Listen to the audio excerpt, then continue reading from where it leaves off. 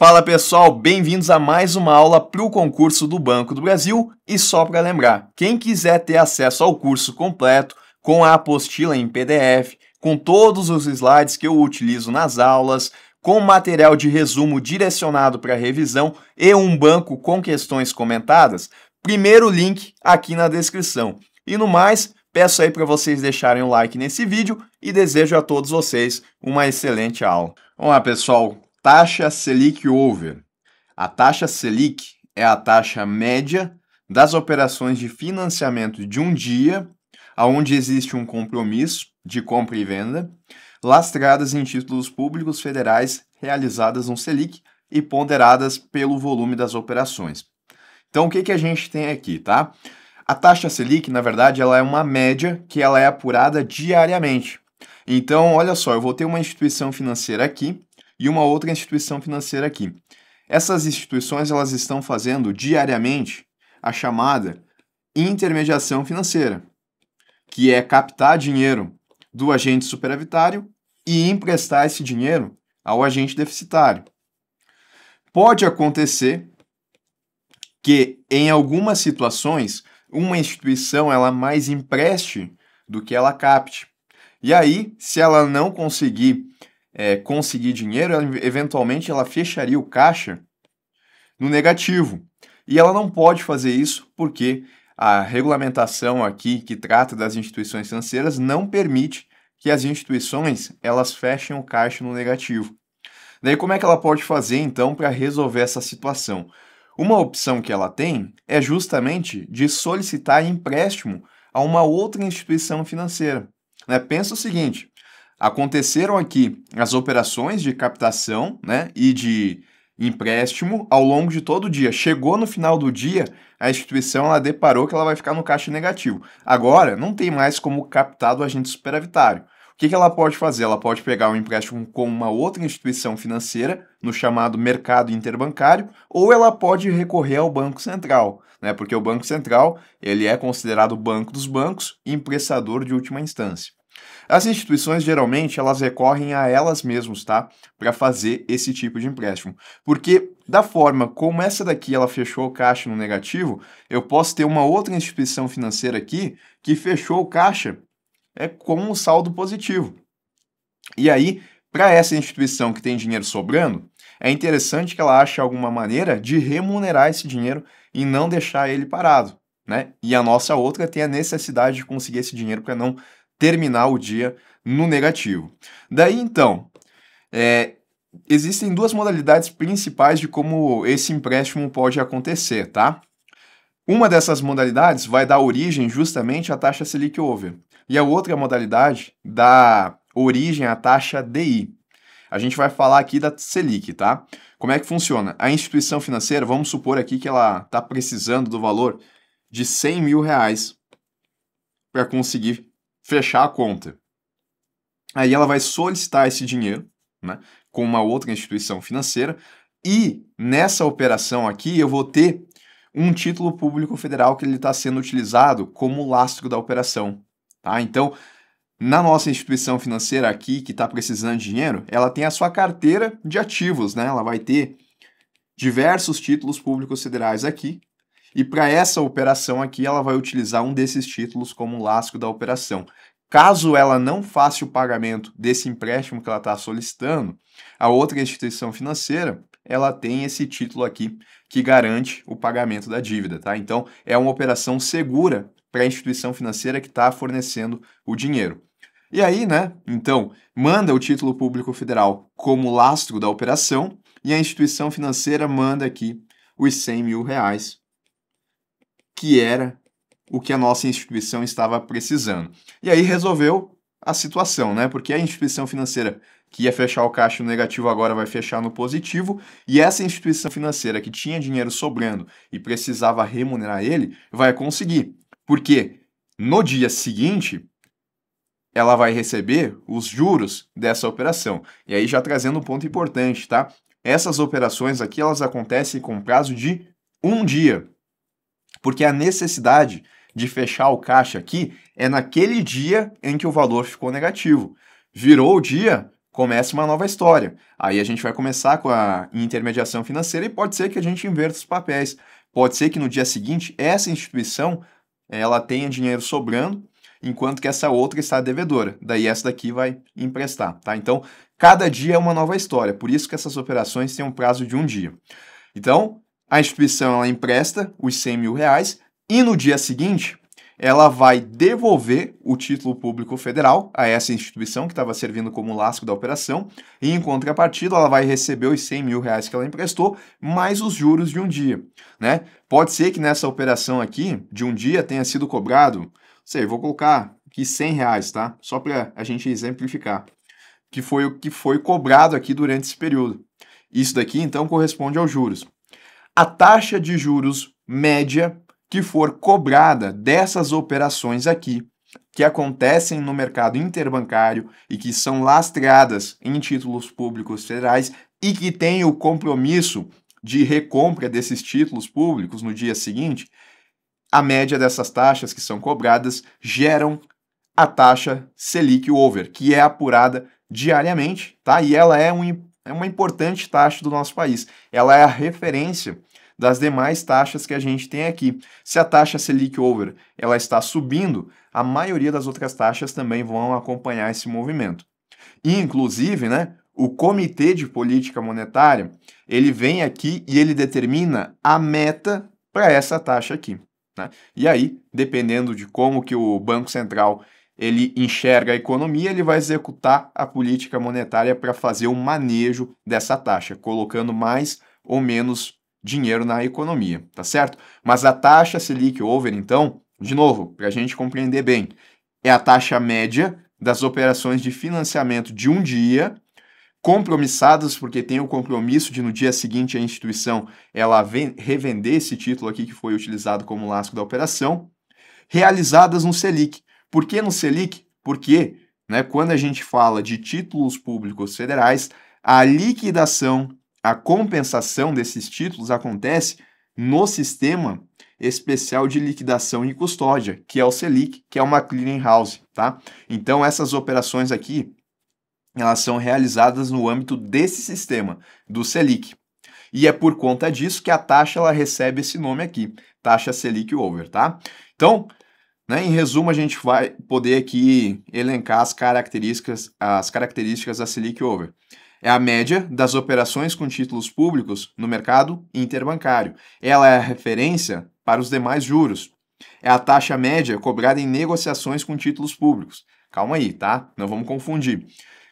O Tesouro Nacional, quando ele emite títulos públicos, ele traz diferentes formas de remuneração. Uma dessas formas aqui é a LFT, que é a letra financeira do Tesouro, do Tesouro, que, né, ela traz como remuneração a taxa Selic, negociada com ágio ou deságio no momento da compra, tá? Então, a Selic, ela é uma referência, inclusive até para o pagamento dos juros dos títulos públicos federais.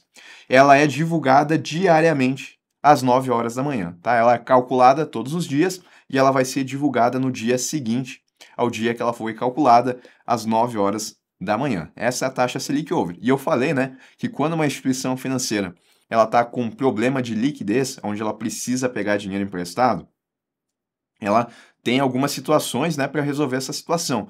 Uma dessas situações é exatamente isso daqui que a gente viu, mas ainda teria uma outra situação aonde ela poderia, a instituição financeira que está precisando de dinheiro, ela poderia emitir um título, né, chamado de certificado de depósito interfinanceiro.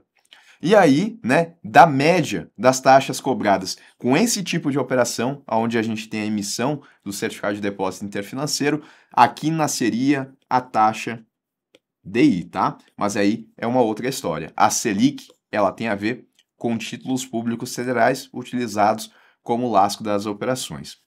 Bom, vamos falar um pouco sobre operações compromissadas também, né? A gente acabou de ver aqui um exemplo de operação compromissada, isso entre uma instituição financeira e outra instituição financeira, e que daqui nasceu, então, a Selic Over. Mas eu também tenho as operações compromissadas que acontecem com o Banco Central do Brasil, tá? Então, vamos lá. São operações que acontecem no mercado aberto, o Open Market. em que o Banco Central ele compra ou vende títulos públicos, esses mesmos aqui que estão sendo negociados entre as instituições financeiras, tá? Só que daí aqui eles estão sendo usados pelo Banco Central como um instrumento de política monetária, compra e venda de títulos públicos, tá? E aqui ele estabelece o compromisso de revenda ou de recompra.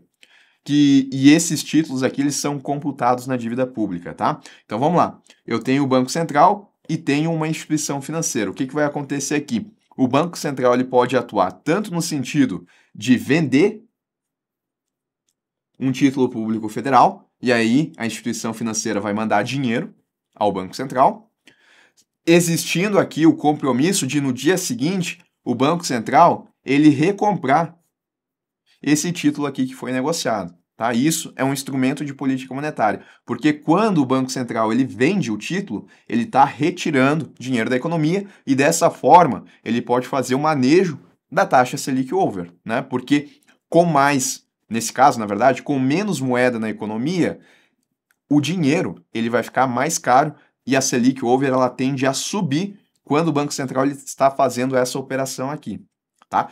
E poderia ser o contrário também, né? Vamos pensar que daqui a pouco a gente está com a taxa Selic over, ela está nesse montante aqui, ela está em 8% ao ano, e o Comitê de Política Monetária ele foi lá e ele divulgou a meta para a taxa Selic em 7,50% ao ano. Então, a meta para a nossa Selic over é de 7,5%. Ela foi calculada e ela está em 8%. Essa taxa ela precisa baixar. Aí o Banco Central ele vai atuar com as operações compromissadas para fazer essa taxa baixar. Como é que vai funcionar? O Banco Central ele vai vir aqui e agora ele não vai vender, ele vai comprar. Então a instituição financeira ela vai mandar um título público federal da sua carteira para o Banco Central e o Banco Central ele vai pagar em dinheiro. Ele vai jogar dinheiro na economia. Com mais dinheiro circulando aqui na economia, né, tudo que a gente tem a mais de alguma coisa, o seu preço cai. A gente tem muita água, o preço da água é baixo. A gente tem pouco diamante, o preço do diamante é alto. Então, muito dinheiro, o preço do dinheiro cai. O que é o preço do dinheiro? A taxa de juros. E aí, é de se esperar, então, que a taxa Selic over aqui, de 8% ao ano, ela comece a reduzir, porque o custo do dinheiro ele fica mais baixo. Vai baixar para 7,90%, né? Como tem dinheiro sobrando aqui, as instituições financeiras elas cobram menos quando elas estão fazendo essas operações aqui. Perfeito, né? Esse foi um movimento, então, onde a gente baixou a taxa Selic over aproximando da meta. E como é uma operação compromissada, existe aqui o compromisso que no dia seguinte, o Banco Central, aqui, ele comprou esse título, né? No dia seguinte, ele vai vender esse título, tá? Quando for uma operação compromissada, ela tem essa duração de um dia. E aí, no dia seguinte, a posição aqui ela reverte. Aí, no dia seguinte, o Banco Central ele vai enxergar novamente o cálculo da taxa e ele vai decidir se ele vai comprar, se ele vai vender, se ele não vai atuar no mercado. Mas é assim, tá? Quando eu tenho uma operação compromissada, eu tenho esse movimento do Banco Central ou comprando um título e tendo o compromisso de revender no dia seguinte, ou vendendo um título e tendo o compromisso de recomprar ele no dia seguinte. Mas olha só, vamos entender isso. O Banco Central ele dispõe de dois tipos de operações no mercado aberto. Esse daqui que eu falei para vocês é uma das opções, operações compromissadas. E também ele tem as operações definitivas. Qual que é a diferença? Nas definitivas, o Banco Central ele compra ou vende títulos sem o compromisso de revenda ou de recompra. É exatamente essa lógica aqui, só que daí, se não é uma operação compromissada e é uma operação definitiva, não vai existir aqui o compromisso de no dia seguinte o Banco Central fazer a operação contrária, tá? Ele dispõe dessas duas operações aqui dentro das operações de mercado aberto, dentro do Open Market. Aí ele vai decidir, né, qual que ele vai utilizar, a depender de qual que é o objetivo dele na execução da política monetária, tá? Então, Open Market, mercado aberto, operações compromissadas e operações definitivas. Eu ainda tenho um outro instrumento de política monetária também, que são os depósitos remunerados. Aqui eu já vou adiantando para vocês que eu tenho uma forma de política monetária que ela é contracionista. No sentido de que, se o Banco Central ele tornar mais atrativo aqui os depósitos remunerados, eu vou ter uma política monetária contracionista. Vamos entender como? Vamos lá. A Lei 14.185 de 2021 autorizou o Banco Central a recolher depósitos voluntários à vista ou a prazo das instituições financeiras mediante uma remuneração estabelecida pelo próprio Banco Central. E aí, quais são essas instituições que podem recolher esses depósitos junto ao Banco Central? Aquelas instituições que tenham a conta de reserva bancária ou conta de liquidação lá no Banco Central. Elas podem, então, né, depositar valores lá no Banco Central voluntariamente. Vamos supor que seja 100 mil reais, a instituição está mandando lá para o Banco Central e o Banco Central ele vai trazer uma remuneração por esse valor aqui que foi depositado. Por que que é um instrumento de política monetária contracionista? Porque quando ela coloca o dinheiro dela lá no Banco Central para ser remunerado, esse dinheiro ele sai da economia e eu tenho menos moeda circulando na economia, tá? Então vamos entender alguns pontos aqui em relação a essa forma, a esse instrumento adicional de política monetária. Primeiro, que ele justamente é um instrumento, tá? Pois ele regula a quantidade de moeda na economia e tem a vantagem de não aumentar o endividamento público, tá? Porque olha só, quando a gente tem as operações compromissadas de mercado aberto, essas operações elas são computadas na dívida pública e aumenta a dívida pública, tá? Porque a gente está falando de títulos emitidos pelo Tesouro. Agora, aqui nos depósitos remunerados, eu não tenho esse aumento da dívida, tá? Eu tenho o dinheiro saindo aqui da economia e não tenho um maior endividamento do governo. Então, esse é um ponto positivo em relação aos depósitos remunerados. Eles são constituídos e liberados por meio de operações realizadas no âmbito do Sistema Especial de Liquidação e Custódia, o Selic, tá? Porque quando a gente fala da atuação aqui do Banco Central, muitas vezes a gente associa com o Selic, já que é um dos sistemas do Banco Central, operado pelo Banco Central, tá? E como eu falei, a gente tem uma redução na quantidade da moeda sem aumentar a dívida pública. Isso, claro, né, quando a gente está tendo mais depósitos remunerados. Se daqui a pouco a taxa ficou pouco atrativa e a gente tem um movimento contrário de menos depósitos remunerados, a gente vai ter mais moeda na economia, né? Tem que ver, na verdade, como é que, pensando numa prova, como é que a prova vai descrever. Mas se tem aumento nos depósitos remunerados, eu tenho uma política monetária contracionista com o grande detalhe de não aumentar a dívida pública. E agora, alguns detalhes aqui em relação aos depósitos remunerados, tá? Bom, qual que é o prazo que a instituição vai deixar o valor dela depositado lá no Banco Central? Vamos lá. Os depósitos voluntários são constituídos a prazo fixo até o limite de 12 meses. Tá? Então, esse valor aqui ele pode ficar aplicado lá no Banco Central até 12 meses.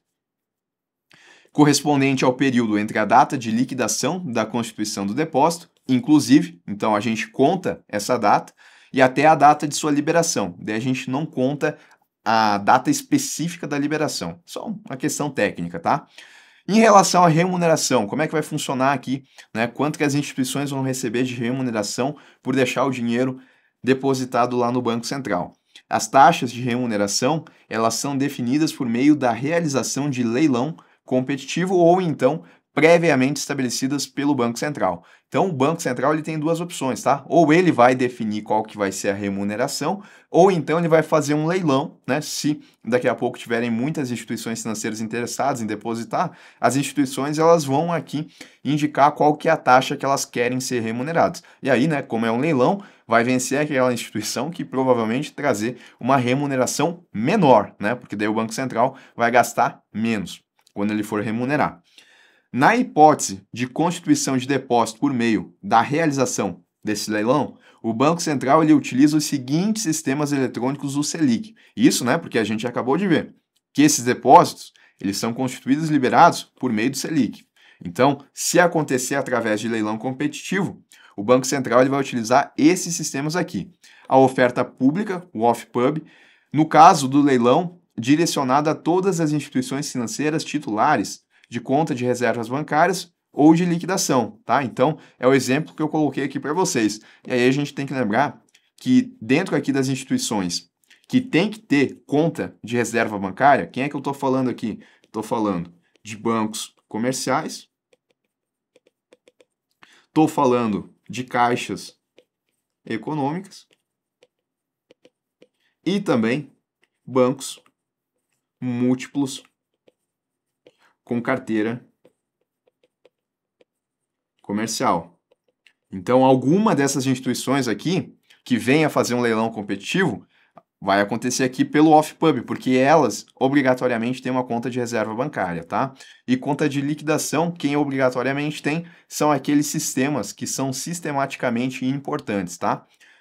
E no caso de leilão restrito às instituições credenciadas a operar como dealers com DEMAB, que são os dealers, tá? Vai acontecer através do off-dealers, tá? Então, os dois sistemas. Se não for um dealer, vai acontecer no off-pub. Se for um dealer, vai acontecer aqui. E uma vez, né, que a gente viu que esse valor, ele pode ficar depositado até o prazo de 12 meses. Será que a instituição ela consegue retirar esse valor antes dos 12 meses, caso ela queira? Até existe a possibilidade, mas olha que não é tão simples assim. Somente admitida a liquidação antecipada, a critério do Banco Central do Brasil, caso a instituição depositante, mediante manifestação que tem que ser o quê? Fundamentada, demonstre a necessidade de obtenção dos correspondentes recursos líquidos em momento anterior ao previsto para a liberação do depósito. Então, se a instituição está com um grande problema de liquidez e ela tem valores que estão depositados lá no Banco Central, né, para serem remunerados a esse prazo de até 12 meses, conforme a gente viu aqui, o Banco Central, analisando a situação a critério dele, ele pode então trazer a liquidação antecipada, fazer com que a instituição receba esse valor antes do prazo, tá? Os depósitos não são considerados na composição de qualquer recolhimento compulsório ou encaixe obrigatório, ou seja, a instituição, né, quando ela capta através do depósito à vista, um percentual ela vai ter que destinar ao depósito compulsório, tá? Então vamos pensar que a taxa de depósito é de 20%.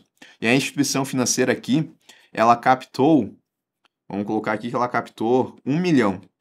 Significa que desse 1 milhão aqui, ela vai ter que mandar 200 mil lá para o depósito compulsório. Mas, Renan, ela já depositou 100 mil reais aqui de depósito remunerado. Então, eu não posso abater aqui dos 200 mil que ela tem que colocar de depósito compulsório, desses 100 mil que ela já captou? Não. São coisas diferentes, tá? Não é utilizado no cômputo. Ela guardou 100 mil, tudo bem, foi escolha dela.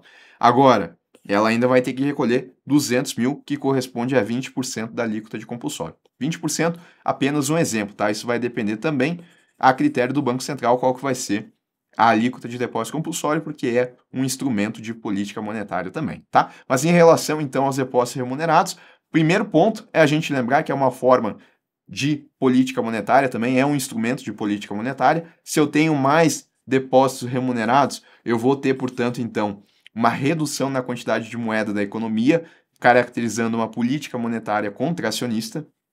Tenho que lembrar também que eu não tenho o aumento da dívida pública, tá? Que diferente das operações de mercado aberto não é computado na dívida pública. Tenho que lembrar que o prazo é de até 12 meses, que a remuneração pode ser a critério do Banco Central por meio de leilão competitivo e a liquidação antecipada, ela até pode acontecer desde que fundamentada e a critério do Banco Central do Brasil.